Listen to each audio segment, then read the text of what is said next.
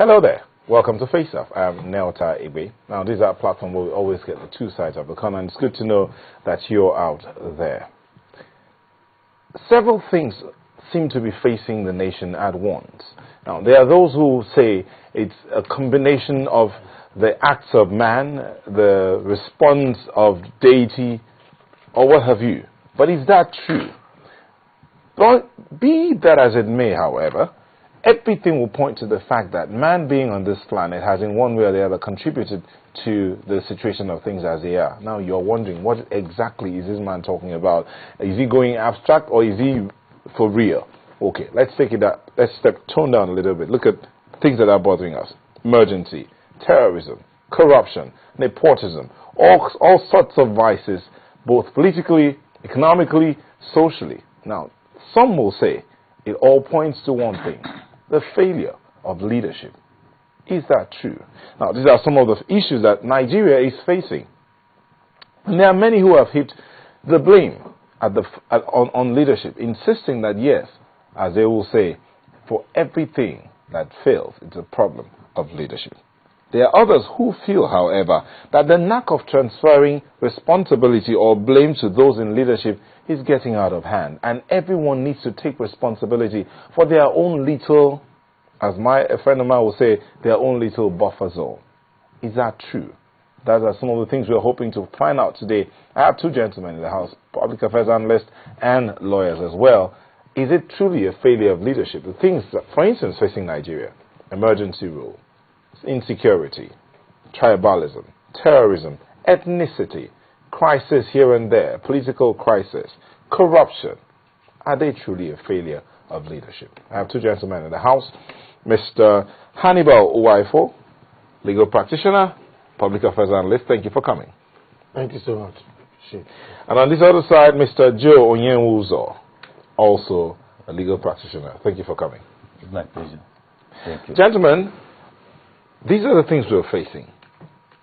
How do we go from here? Is it a failure of leadership, or is it that the citizenry are not taking responsibility? Are they always shifting everything back to leadership, or is it just a leadership failure? Let's begin with you. Your opening statements. The debate's not started. Your opening statements, then we'll take a break.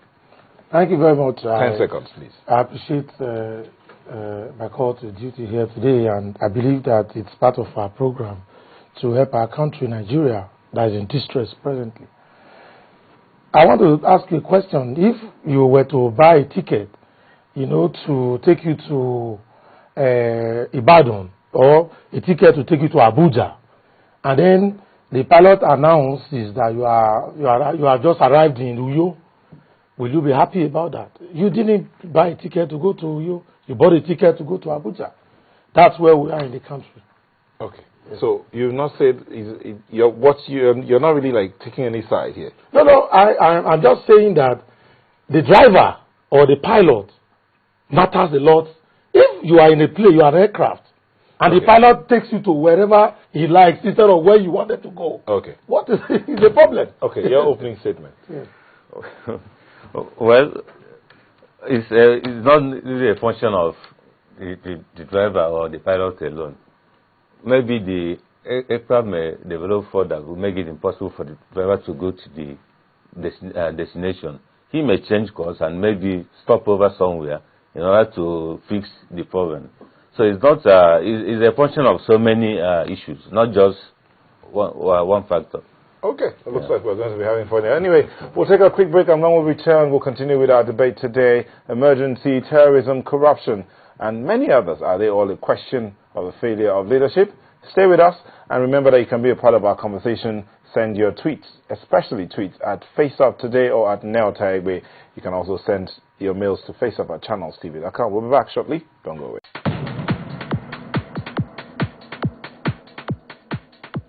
Welcome back. We're asking a question here. We're saying emergency, terrorism, corruption, nepotism, ethnicity, and all of the vices that we seem to be experiencing in the country.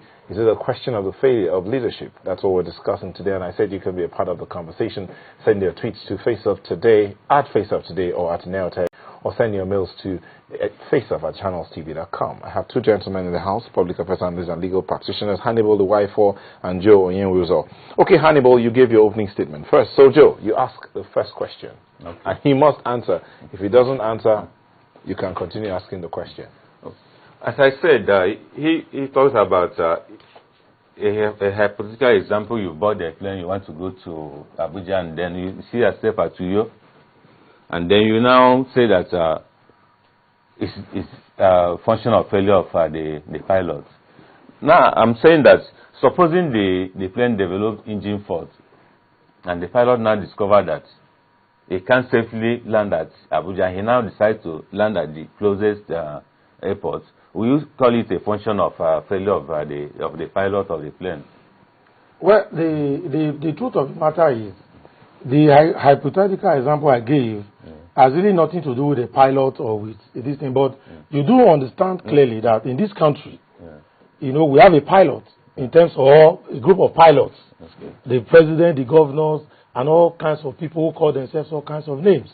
You know, collecting all kinds of salaries, doing all kinds of things, defense this, the inspector general this, that.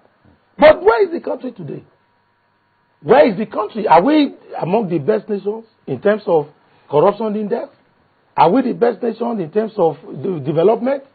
Are we the best nations in terms of infrastructure? Are we the best nations in terms of leadership? I'm happy to say that we are beginning to see quality leadership happening here and there, you know, in a scanty manner. But is this country, Nigeria, supposed to be where we are today? Look at all faces of leadership. The presidency, I'm not talking about the present presidency alone or the present presidency now. I'm talking about leadership. And the issue is leadership. Where has it taken this country to? You are piloting after somebody calls himself president, commander-in-chief. It's a big name with big responsibilities. But what I want to tell you today, and I want you to know very clearly, our people take office, but they don't want to take the responsibilities. That is the problem. They begin to do all kinds of things in the name of politics. So today, Nigeria is always about politics. We keep politicking, until, look at, everywhere is in a mess. Are you going to say that the country is as safe as heaven?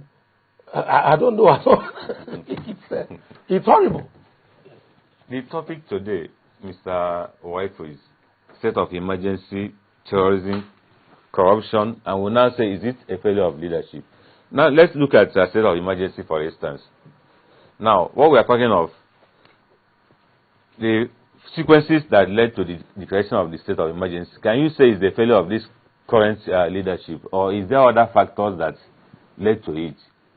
No, you should on your own be able to answer the question, because I am telling you that leadership, with due respect, has 90% to blame for this whole mess.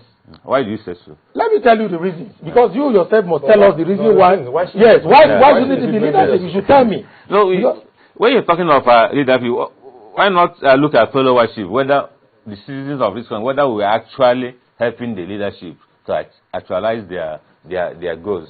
So it's not just a question of blaming the leadership. What are the followership? But the truth is that, can you follow when someone is not leading? Well, somebody may be leading and may decide not to follow. Well, just like if you are in an aircraft and you bought a ticket to go to Abuja and the aircraft is already on, and the pilot says, well, gentlemen, whether you like it or not, I'm taking you to Uyo. Will you jump down from the aircraft? But that's the different scenario. No, it's not different, because this is the issue now. In this country, if you look at what we are talking about now, we are talking about impunity. We are talking about emergency. We are talking about corruption. We are talking about a lot of things. How are these things done? Let's start from the family. I'm a Catholic Christian, basically. And I know that one of the most important issues that Catholicism teaches us is about the family. We need to take care of the family. Each day, each night, myself and my wife, especially my wife, always tells me about family. How we take care of the children, how we need to look at the children, and make the children grow up in such a way. That's leadership. My wife is always insisting that, look, these children must be brought up in the best manner. Now, if these children are not brought up in this manner, in which they should grow, how do you expect them to operate? That's where we are today. The leadership of this country, right from inception, have been taking us for a ride. They do what they like. There's a lot of impunity. When the man becomes a president, a man becomes the head of state, he hires as many people as he likes. He does whatever he likes. There are no checks and balances. Even though they are on paper, there's nothing to show. So in other words, it begins from the home. It begins from the home. So today, that's why I'm today we have people. Let me finish. Today, you are not listening to me. You may teach your children the way you want them to follow, and they will decide to deviate. How would that be a failure of you as a leader of the family? It is a failure because a lion cannot beget a goat. It's a failure. So most of the things, I think we should be honest with ourselves. I don't agree with you. We should be honest with ourselves. This country today... They're saying that you can take a horse to the stream, but you cannot force it to drink the water. No, but if you take a horse to the stream and you have been giving the horse ice water, and then you now decide to take it to the stream to drink water that is hot, of course the horse will refuse.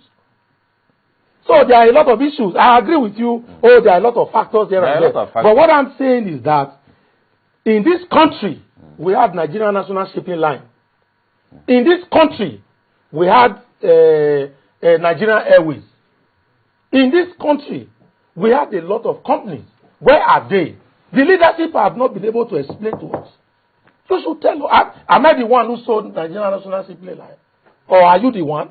Were you part of the people that did this? There were people who were importing rice and importing all kinds of sand in the name of rice. So we need to understand clearly. Today, what do we do? When citizens of this country complain about government officials that have been recruited and paid by, paid